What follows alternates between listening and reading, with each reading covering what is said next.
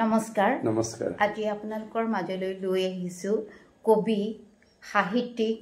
নাট্যকাৰ অভিনেতা লগতে সু গায়ক হেমন্ত ৰাজবংশী সকলোকে নমস্কাৰ আমি আসলতে সহপাঠী আছিলো কিন্তু একেলগে পঢ়া আমি কটনত যে একেলগে পঢ়িছিলো কিন্তু বহু বছৰ মূৰত তেওঁক যেতিয়া মই লগ পাওঁ এখন কবি সন্মিলনত কবিৰ ৰূপত গতিকে আজি আমি কবিতাৰ কথা পাতো কিছু প্ৰথমতে এতে কোৱাচোন তোমাৰ কবিতা পুথি সম্পৰ্কত কবিতা কিতাপ মোৰ এতিয়ালৈকে 4খন ওলাইছে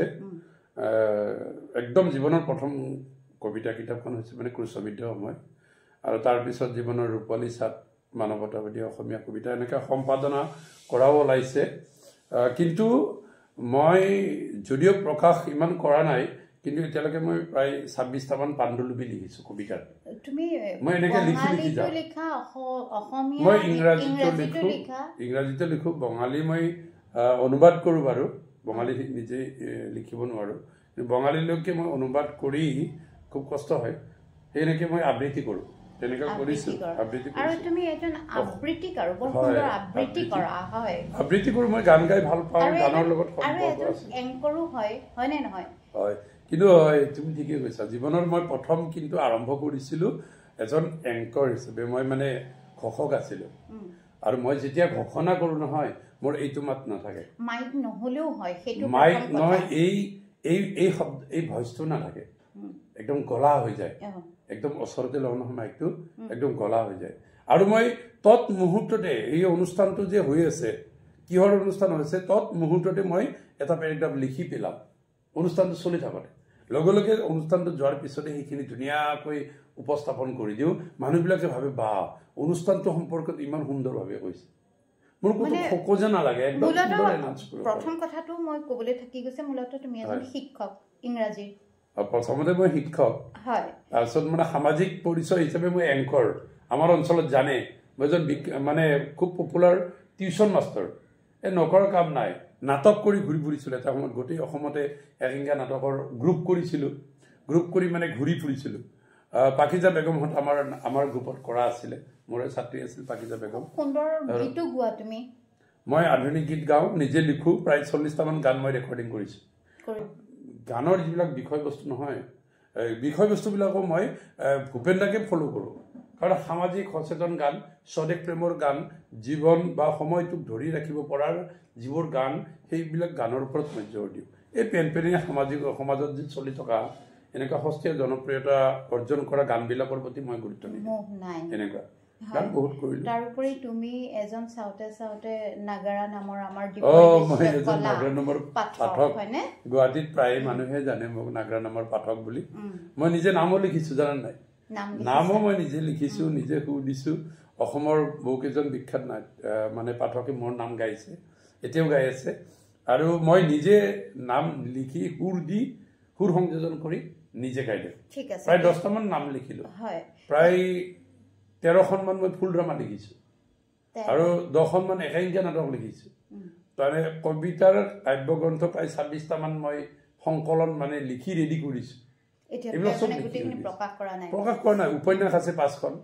তাৰ উপৰিও মানে গল্পৰ কিতাপ আছে 3খন প্ৰবন্ধটো মই সাংবাদিকতা কৰিছিলো তুমি জানা অগ্ৰদূতৰ জৰিয়তে আৰম্ভ কৰি সাংবাদিকতা কৰি থাকোঁতে বহুত প্ৰবন্ধ লিখিছো আৰু মানে আটাইতকৈ ডাঙৰ কথা কি হীৰেণ গোসাঁই ছাৰ মই আৰু যদুকা সতী আমি এটা সময়ত আমি তিনিজনে একেলগে মানে অগ্ৰদূত কাকতৰ মানে প্ৰথম পৃষ্ঠাৰ মানে আমি লিখক আছিলে হীৰেণ গোসাঁই ছাৰৰ লগত মানে মই লিখিছো সেইকাৰণে তোমাৰ এখন কবিতা পুথি প্ৰথম কবিতা পুথিখনত অলপ ভাষাৰ ঠাচটো অকমান হিৰুদাৰ প্ৰভাৱ আছে যেন তেনেকুৱা লাগে প্ৰথম খৰত মই হিৰুদাক পঢ়া নাছিলো আচলতে প্ৰথম খৰত মই হিৰুদাৰ প্ৰভাৱ পিছৰ বিলাকত পিছৰ ফালে মোৰ যিবিলাক কবিতা সেইবিলাকত হিৰুদাৰ প্ৰভাৱ আছে কি হিৰুদাৰ প্ৰত্যেকটো কবিতা মই পঢ়িছো মই প্ৰায় লিখকৰ প্ৰত্যেকটো কবিতা পঢ়ো মনে মনে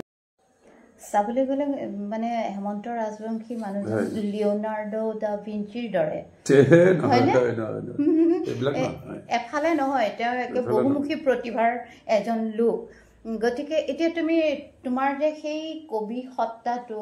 আৰু তুমি গান লিখা তাৰপিছত নাটক তুমি অভিনেতা তুমি এংকৰ তাৰপিছত ধুনীয়াকে তুমি লাহেকে আহিছা নাগাৰা নামলৈ হয় এই লোককৃষ্টিৰ এটা মানে খুব জনপ্ৰিয় অনুষ্ঠান লোকবেশ্য কলা বুলি কয় ভাল লাগে তাত কিছুমান আখ্যান থাকে লোক পৰিবেশ্য কলা আৰু তাত মানে আখ্যান এটা থাকে আৰু ধুনীয়াকৈ অভিনয় কৰি আৰু সব কেৰেক্টাৰ কৰিব পাৰিব লাগিব তুমি হয় এই সিদিনা যে হঠাতে আমাৰ ৰামচৰণ ভৰালী তেখেত নাগৰা নামৰ লগত বহু বছৰ জড়িত হৈছে আৰু তেখেতৰ মুদ্ৰাবিলাক ইমান সুন্দৰ ইমান একাত্ম হয় তেখেতে নাম গায় নহয় চালে চাই থাকিব মন যায় তুমি কেতিয়াবা তেখেতক পাইছা তেওঁলোকে পাইছো তেখেতৰ লগত মই ফিল্ডত গাইছো তেখেতে নাম গাইছে আমি দুটা দল থাকে নহয় এটা দলত মই আছো এটা দলত তেওঁ আছে তেনেকেও নাম গাইছো খুব বেছি গোৱা নাই কিন্তু তেখেতৰ লগত মই কেইখনমান নাম গাইছো তেনেকে তেখেতৰ মানে কি হ'ল মানুহজনে যিটো কেৰিকেচাৰ মুখৰ যিটো কেৰিকেচাৰ তেখেত আৰু মূলত অভিনেতা আছিল আৰু তেখেতে মানে সেই যাত্ৰা পাৰ্টিত চক্ৰাকালে নাচিছিল মানে গান গাইছিল গতিকে গায়ক আছিল তেওঁ গতিকে কেৰিকেচাৰ কৰিব পাৰিছিল অভিনয় কৰিব পাৰিছিল সেইকাৰণে নাগৰা নামটোক ফুটাই তুলিব পাৰিছিল খুব সুন্দৰ কৈলাশ তালুকদাৰো তেনেকুৱা কিন্তু অসমৰ নাগৰা নাম জগতক আটাইতকৈ বেছি জনপ্ৰিয় কৰিছে কৈলাশ তালুকদাৰ ছাৰ এই কৈলাশ তালুকদাৰে তোমাৰ কোনোবা গুৰু আছিলে নে তুমি নিজে আছে মোৰ গুৰু আছে এই ক্ষেত্ৰত দৰঙৰ হালধাৰ শ্ৰদ্ধাৰ মহেশ ডেকা ছাৰ তেখেত মোৰ গুৰু এটা আনুষ্ঠানিক গুৰু লাগে নহয় মই তেখেতক গুৰু লৈছিলো কিন্তু মই আচলতে কৈলাশ তালুকদাৰ আৰু মহেশ ডেকা ছাৰ দুগৰাকীৰ পৰাই মই নাগৰা নামৰ যিবোৰ অংগী ভংগী বচন বা সুৰ সেইবিলাক মই লৈছো সেই দুগৰাকীৰ পৰা গুৰু লাগিব আমাৰ বাহিবাদক দীপক শৰ্মা তেখেতৰ গুৰু আছিল প্ৰভাত শৰ্মা হৰিপ্ৰসাদ চৌৰাচিয়া গুৰু বিনে তেখেতে কথাই নকৈছিল গন্ধৰ্ব এই যিটো বিদ্যা তাত মানে শাস্ত্ৰীয় যিটো মানে গুৰু লাগিব গুৰুৰ বাহিৰত তেখেতে কথাই নকয় তাৰমানে তেখেতে যিকোনো কথা সাক্ষাৎকাৰ প্ৰসংগ গুৰু টানি আনিছিলে গতিকে গুৰু বিনে গতি নাই গুৰু লাগিব আৰু এতিয়া সমাজতো তেনেকুৱা আমাৰ ধৰা শিক্ষা হওক দীক্ষা হওক শিক্ষাগুৰু দীক্ষাগুৰু ধৰ্মগুৰু আমাৰ সকলো দিশতে মানে গুৰুৰ বহুত প্ৰয়োজন গুৰু বিনে গতি নাই হয় সেই শংকৰদেৱ মাধৱদেৱৰ দেশৰ মানুহ গুৰু বিনে গতি নাই গতিকে হয় আৰু এতিয়া কোৱাচোন তুমি যে সেই কবিতালৈ কেনেকে তোমাৰ প্ৰাণটো আহিল লাহে লাহে তুমিতো কবিতা মই আচলতে প্ৰথমতে পদ্য যে ছন্দবদ্ধ পদ্যৰ প্ৰতি মানে আকৃষ্ট হৈছিলো আৰু তেতিয়া মই ক্লাছ 8ত পঢ়িছিলো ক্লাছ 8ত পঢ়াৰ পৰা মোৰ গাঁও নলবাৰী চামতাৰ ওচৰৰ এখন গাঁও কৈহাটী কামৰূপীয়া ঢিলাৰ কাৰণে বিখ্যাত কৈহাটী সকলোৱে জানে কৈহাটীখন কামৰূপীয়া ঢিলাৰ কাৰণে বিখ্যাত গাঁও কৈহাটী আৰু তাতে মই ক্লাছ 8ৰ পৰাই মানে কবিতা লিখিছিলো আৰু আগতে ছন্দ মিলাইছিলো ছন্দ মিলাই প্ৰথমতে প্ৰেমৰ কবিতাৰে আৰম্ভ কৰিছিলো আৰু এই প্ৰেমৰ কবিতাৰ পৰা আৰম্ভ কৰি পিছৰ ফালে যেতিয়া মানে অসম আন্দোলনত নিজে জড়িত হৈ গলো তাৰ পিছৰ ফালে মানে সমাজবাদী যিটো ধাৰা CPM CPI বা SFI এইবিলাকৰ লগত অলপ মানে সংপৃক্ত হৈ গলো নতুন সাহিত্য পৰিষদ এইবিলাকৰ লগত জড়িত হলো সেইবিলাকত জড়িত হৈ এটা গণ ভিত্তি এটা আহিলে মানে সংগ্ৰামৰ এটা ধাৰা এটা কবিতাত সোমাই গল বিপ্লৱৰ ধাৰা সামাজিক সচেতনতা এইবিলাক সোমাই গল তাৰপিছত এতিয়া কিন্তু মই মানে জীৱন সময় মানৱতা এইবিলাকক লৈয়ে কবিতা লিখো প্ৰেম প্ৰীতি থাকে কিন্তু প্ৰেম প্ৰীতিৰো মই উদ্ধত গৈ মানৱতাক মানে আদৰি ল'বৰ কাৰণে মই চেষ্টা কৰি মানে কবিতা লিখিব বিচাৰো আৰু এনেকুৱা আৰু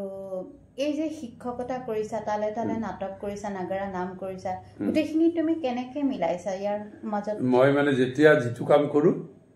পুৰা মানে একান্তভাৱে সেইটো কামতে কৰো এতিয়া ধৰ তোমাৰ লগত যে আছো এইখিনি মই পৃথিৱীত মই কোনো ভবা নাই মই পলিবনিকৰ লগতে আছো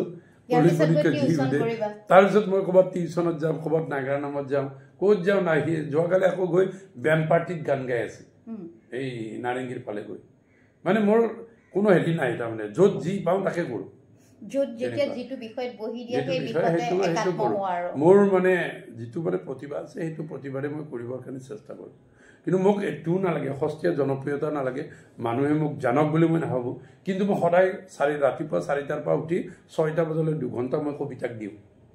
4টাৰ পৰা 6টালৈকে এই কবিতা মই সাধনা কৰোঁ এটা সময়ত আজিৰ দিনত যদি মোৰ পইচা থাকিল হয় টকা থাকিল হয় তেতিয়াহ'লে মই একেবাৰে 26টা কবিতাৰ সংকলন একেলগে প্ৰকাশ কৰি দিলোঁ হয় ভগৱানে সেইদিন দিব তোমাক তুমি ইচ্ছাটো চাগে বেছি কৰা নাই এতিয়া কাৰণ জীৱনৰ পঢ়োৱা কথা হয় সাধনা জীৱনটো মই মানে সাধনাৰ ওপৰত বেছি গুৰুত্ব দিওঁ সাধনা কৰিব লাগে নাটক লিখা তুমি কবিতা লিখা কিবা লিখা নাটকৰ কিতাপবিলাক সংকলন আকাৰে ওলাইছে নে নাই বিভিন্ন মঞ্চত কৰিছে থিয়েটাৰত কৰিছে থিয়েটাৰতো কৰিছে আৰু বিভিন্ন মানে হেৰি গাঁৱলীয়া সেই মঞ্চবিলাকত কৰিছে একাংকিকা নাটকবিলাক সদৌ অসম মানে প্ৰতিযোগিতাত আমি কৰিছিলোঁ আৰু মই নিজেই ডাইৰেকশ্যন দিওঁ মই নিজেই মানে অভিনয় কৰোঁ মই বুঢ়া কেৰেক্টাৰ বা যমনি কেৰেক্টাৰ এইবিলাক কৰি খুব ভাল পাওঁ মানে বুঢ়া কেৰেক্টাৰ যেতিয়া মই কম নহয় তুমি মাতটো মানে মোক মানে এই মাত বিচাৰি নাপাবা মানে বুঢ়া মানে বুঢ়াই আৰু এনেকুৱা ধৰণৰ এই তোমাৰ ভয়েস মডুলেশনটো যেটো তুমি ভয়েসৰ প্ৰত্যেকটো হেৰি যায় এনাউন্স কৰাতে বেলেগ হৈ যায় নাটক কৰাতে বেলেগ হৈ যায় কবিতা গাওতে বেলেগ হৈ যায় এনেকুৱা আবৃত্তি যেতিয়া কৰো আবৃত্তি কৰা বিলাকত তুমি দেখিছা মই যে আবৃত্তি কৰিছো মঞ্চত গতিকে তোমাৰ ঘোষক আকাৰত পাইছো আবৃত্তি শুনিছো বা কবি ৰূপত পাইছো এইবিলাক কৰি আছো ভাল পাওঁ কাৰণে কৰি আছো মানে মই কোনো প্ৰতিদান বিচাৰা নাই এই লাগি থাকিলে তাৰমানে মানুহ এজন ভৰপূৰ হয়কে পৰিপূৰ্ণ হৈ থাকে হয় নহয় গতিকে সুন্দৰ আমি তোমাক এই ৰূপতে দেখি আছো পাই আছো গায়ক তুমি সুন্দৰকে গীত লিখা নিজে সুৰ কৰা নিজে তুমি গোৱা গতিকে এটি গীত শুনিব বিচাৰো তোমাৰ মুখত আজি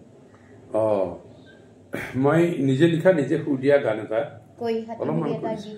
কৈহাটি বুলি এটা আছে মই কৈহাটিক লৈ মোৰ উপজা গাঁৱক লৈ লিখিছিলোঁ আইন চেনে শুনা উপজা গাঁও পিতাইৰ চেনে শুনা উপজা গাঁও প্ৰাণৰ গাঁও আমাৰ কৈহাটি গাঁও আমি কতেনো পাওঁ এইটো কৈহাটিক লৈ লিখিছিলোঁ আৰু এটা মই ভূপেন্দ্ৰৰ গীত এটা গাই ভূপেন্দ্ৰৰ গান এটা হয় ভূপেন্দ্ৰৰ বহুত গানেই আছে কিন্তু মই ভাল পোৱা এটা গানৰ অলপমান গাইছো অমৰ ধৰিত্ৰী আই শৰণতে দিবা ঠাই খেতিয়কৰ নিস্তাৰ নাই মাতি বিনে অসহায় দয়া কৰা দয়া হিলা আই দয়া কৰা দয়া হিলা আই অলপ গাইছে আৰু কবিতা সম্পৰ্কত আৰু দুই এটা কথা আমি জানোচোন তোমাৰ মুখৰ পৰা তোমাৰ আমাৰ প্ৰিয় কবি বুলি ক'লে কোনোবা আছে নেকি ধৰা প্ৰিয় কবি বুলি ক'লেতো হিৰুদাক ক'বই লাগিব আৰু হিৰুদাৰ যিটো শব্দৰ যিটো স্পন্দন বা শব্দৰ যিটো তেখেতৰ মানে আবেদন সেই আবেদন মই এটা কোনো পাহৰিব নোৱাৰো গতিকে বহুত বেছি শব্দৰ প্ৰতি আকৃষ্ট হৈছিলোঁ হিৰুদাৰ পৰা আৰু ভাৱ বিষয়বস্তু এইবিলাকৰ ফালৰ পৰা মই অসমৰ বহু কবিৰে কবিতা পঢ়িছোঁ নীলমণি ফুকন নৱকান্ত বৰুৱা আগৰ যিটো মানে জেনেৰেশ্যন সেই জেনেৰেশ্যনৰ প্ৰতিগৰাকী কবিতাই মই পঢ়িছোঁ বিশেষকৈ নলিন্দৰ ভট্টাচাৰ্য ছাৰৰ কবিতা তেখেতৰ যিটো মানে একদম জীৱনক লৈ জীয়া সংগ্ৰামক লৈ লিখা কবিতা সেইবোৰ ভাল লাগে সনন্দ তাঁতীৰ কবিতা মই পঢ়োঁ সমীৰ তাঁতীদাৰ কবিতা পঢ়োঁ ভাল লাগে আৰু জীৱনবোধটো অলপ বেছিকৈ গম পায় সমীৰদাৰ কবিতা পঢ়িলে কবিতা ভাল লাগে এটা সময়ত হেমচন্দ্ৰ দলৰীৰ কবিতা ভাল লাগিছিল বিপুল চন্দ্ৰ কবিতা কলিতাৰ কবিতা ভাল লাগিছিল ৰাষ্ট্ৰীয় পৰ্যায়ৰ কেতিয়াবা কবিতাবিলাক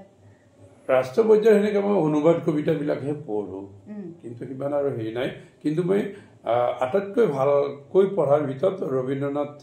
ঠাকুৰদেৱৰ তেখেতৰ গীতাঞ্জলি আৰু তেখেতৰ যিবিলাক কবিতা সেইবিলাক মই পঢ়িছোঁ আৰু গীতাঞ্জলিখন পঢ়ি তাৰ পৰা প্ৰেৰণা লৈ মই তেখেতে গোটেই গীতাঞ্জলিখনত মানে ভগৱানৰ প্ৰতি চিৰন্তন ভগৱানৰ প্ৰতি যিটো একাত্মবোধ সেইটো মানে কৈছে আৰু মই কিন্তু তেখেতৰ ষ্টাইলতে কথা কবিতা এটা মানে এখন কিতাপ লিখিছো মোৰ কিন্তু বিষয়বস্তু প্ৰেম অলপ কিছু আছে নে তোমাৰ ইয়াত নাই লগত নাই কিন্তু মানে কথা কবিতা বুঝছো কিতাপখনৰ কথা কবিতা এটা মোৰ লিখা হৈছে নাই সেইটো মনত নাই কিন্তু কথা কবিতাটো এনেকে মনত নাথাকে কিন্তু মানে ষ্টাইলটো ৰবীন্দ্ৰনাথ ঠাকুৰদেৱৰ গীতাঞ্জলি সদনৰ দৰে কিন্তু বিষয়বস্তুটো বেলেগ বেলেগ তেখেতে লিখিছে মানে ভগৱানক লৈ ভগৱানৰ প্ৰতি আত্মা পৰমাত্মাৰ যিটো হেৰি এইবিলাক লৈ লিখিছে মই লিখিছো প্ৰেম আৰু মানুহৰ যিটো প্ৰেম এই প্ৰেমক লৈ মানে মই কাব্য গ্ৰন্থখন লিখিছো কথা কবিতাখন লিখিছো আৰু যেটো বিশ্ব সাহিত্যৰ কবিতা বুলি গলে যে ইংৰাজী কবিতাবিলাকতো আগতে পঢ়িছো মই যেটো ইংৰাজী ছাত্ৰ গতিকে ৱৰ্ডছৱৰ্থৰ কবিতা কিটছৰ কবিতা চেলিৰ কবিতা বাইৰনৰ কবিতা এইবিলাকৰ কবিতা মই পঢ়িছো কিন্তু তাৰ ভিতৰত মোক ৰেখাপাত কৰিছে আমেৰিকাৰ কবি ৰবাৰ্ট ফ্ৰষ্টে কি কৰে জানে নাই কবিতাবিলাকত ওপৰত এখন ছবি আঁকিলে নহয় সেইখন ছবিৰ অৰ্থটো বেলেগ কিন্তু তাৰ ভিতৰে এখন অৰ্থ থাকে মানে দেখাত মোক সাধাৰণভাৱে কিবা এটা কথা কৈছে ট্ৰেভেলাৰ এজনে গাড়ী চলাই গৈ আছে তাতে কিছু সময় ৰখিছে তাৰপিছত আকৌ গুচি গৈছে দেখা দেখা সাধাৰণ যেন লাগে কিন্তু তেখেতে জীৱনৰ লগত ৰজিত পুৱাই অন্য ধৰণে অৰ্থ কৰি থৈ দিছে তাৰ ভিতৰত সোমাই গলে সেইটো গভীৰ অৰ্থটো সেই ধাৰাটো কিন্তু ৰবাৰ্ট ফ্ৰষ্টে আমেৰিকাৰ কবি ৰবাৰ্ট ফ্ৰষ্টে কৰিছিল বহুত ভাল লাগে হয় এতিয়া তুমি এতিয়া বৰ্তমানে লিখি আছা নে কবিতা কবিতা কলো তো তোমাক সদায় 4টাৰ পৰা 6টা লৈকে মই কবিতা দিওঁ সদায় মই ৰাতিপুৱা উঠো সেই তেতিয়াই লিখো মই সেই 4টাৰ পৰা 6টা এই 2 ঘণ্টাৰ ভিতৰত পঢ়ো মই লিখো আৰু তোমাৰ কবিতা কিতাপ আৰু কবিতা কেনেকে পঢ়ো এটা কবিতাই পঢ়ো ধৰ মানে ৰবীন্দ্ৰ বৰাৰে কিতাপ এখন আছে মোৰ লগত তেওঁৰ এটা কবিতাই পঢ়িম আজি আৰু পঢ়ি টিক মাৰি থৈ দিলো এইটো কবিতা পঢ়িলো তাক পঢ়িম মানে কেনেকে পঢ়িম তাক মানে তাক পুৰা অপাৰেশ্যন কৰাৰ ধৰণে পঢ়িম কি চিত্ৰকল্প কি শব্দ কি অৰ্থ এনেকুৱাকৈ পঢ়ি পঢ়ি পঢ়ি পঢ়ি থাকোতে থাকোতে থাকোতে হঠাৎ মোৰ মানে মনৰ ভিতৰত এটা নতুন কবিতা জন্ম হয় আৰু সেই কবিতাটো নিলিখালৈকে মই শান্তি নাপাওঁ কেতিয়াবা জুবিন গাৰ্গৰ কবিতা পঢ়িছিলানে জুবিন গাৰ্গৰ মই কবিতা পঢ়া নাই এতিয়াও পঢ়া নাই কবিতা পঢ়া নাই তেওঁৰ মানে গম পাই আবেদন আছে তেওঁৰ হেৰিবিলাকত জীৱন্ত হেৰি এটা আছে বাস্তৱ ভিত্তিক মানে চিন্তা চৰ্চা আছে তেওঁৰ প্ৰতিবাদ আছে এনেকুৱা গানবিলাকতো ভালেই লাগে ইয়াৰ পিছত আহিল তোমাৰ ভৱিষ্যত পৰিকল্পনা কি কোৱা ভৱিষ্যত পৰিকল্পনা মানে মই মানে বস্তুবিলাক সীমিত কৰি আনিছো এই যে ধৰা গল্পৰ 3টামান সংকলন ৰেডি আছে গল্প লিখিছিলোঁ এটা আমাৰ বহুত আলোচনী পেপাৰত লিখিছিলোঁ গল্প লিখিছিলোঁ প্ৰবন্ধ লিখিছিলোঁ এইবিলাক মই চমু কৰি আনি এতিয়া মানে মোক কৌস্তভমণি শইকীয়া কবি যে তেখেতেও কৈছে আৰু বিপুল শৰ্মা কবি তেখেতেও মোক এদিন কথা প্ৰসংগত কৈছিল আৰু মানে মই এই কবিতা আৰু নাটক এই দুটাৰ ভিতৰত সোমাই যাম বুলি ভাবিছোঁ কিন্তু তাৰ মাজতে এইবিলাক নাটক কৰোঁ বা কিবা নাগাৰাম গাওঁ নহয় তেখেতে মোক কৈছিল যে কবিতা আৰু নাটক জেনেৰেল মানুহক টাচ কৰিব লাগিলে নাটকে কৰিব আৰু বৌদ্ধিক জগতখনক টাচ কৰিব লাগিলে কবিতাই কৰিব এই মূল্যৱান কথাটো কৈছিল কবিতা সাধাৰণ মানুহে নোৱাৰে নেকি সাধাৰণ মানুহ সাধাৰণ মানুহৰলৈকে কবিতা যোৱালৈকে কবিতা ইমান পৰিশীলিত হোৱা নাই এতিয়াও মানুহে সেই তাহানিৰ ছন্দবদ্ধ কবিতাবিলাক ভাল পায় কিয় ভাল পায় জানেনে সেইবিলাক এটা সাধাৰণ মানুহৰ লগত তাৰ শব্দ তাৰ অৰ্থ তাৰ যিটো বিষয়বস্তু সেইবিলাক মিলি আছে কিন্তু আমাৰ কবি ক'ৰবাত কল্পনা কৰি ক'ৰবাত গৈ পাই আমি কবিবিলাকে ধৰিব নোৱাৰো তেনেকুৱা সাগৰৰ এইমাত্ৰ সাগৰৰ পৰা উঠি আহিল মোৰ কলিজা বুলি ক'লে মই একো বুজি নাপাওঁ কাৰণ সাগৰৰ পৰা মোৰ কলিজাটো কেনেকৈ উঠি আহিব মই তাকো বুজি নাপাওঁ এনেকুৱা ধৰণৰ কবিতাবিলাক জটিল হ'ব নালাগে বুলি মই ভাবোঁ তথাপি ধৰা আমাৰ অসমীয়া সাহিত্যত হিৰুদাইটো কবিতাৰেই গোটেইখন ৰজনজনাই থৈ গ'ল আৰু যুগে যুগে হিৰুদাৰ কবিতা ইমান মানে দুৰ্বোধ্যতা নাছিল হিৰুদাৰ কবিতা প্ৰাণ আছিল শব্দত প্ৰাণ আছিল এই প্ৰাণটো বহুতে দিব নোৱাৰে ইমান সহজ নহয় আৰু তেনেকে বিশ্ব সাহিত্যত পাবলি নৰুদা অতি সহজ সৰলকৈ কবিতাবিলাক লিখিছিলে তেওঁলোকৰ প্ৰতিবাদ আছে প্ৰতিবাদ আছে মানুহৰ প্ৰতি তেওঁলোকৰ অটল বিশ্বাস আছে সহানুভূতি আছে হয় যে মোৰ এতিয়া ভৱিষ্যত পৰিকল্পনা সেইটোৱে মই কাব্য সাধনাটো চলাই যাম দ্বিতীয়ত মই নাটকত মানে বেছিকৈ মনোনিৱেশ কৰিম বুলি ভাবিছোঁ ভাল ঠিক আছে আজি আমি ইমানতে সামৰিলে হয় পিছত লগ পাম ধন্যবাদ নমস্কাৰ মই হেমন্ত ৰাজবংশী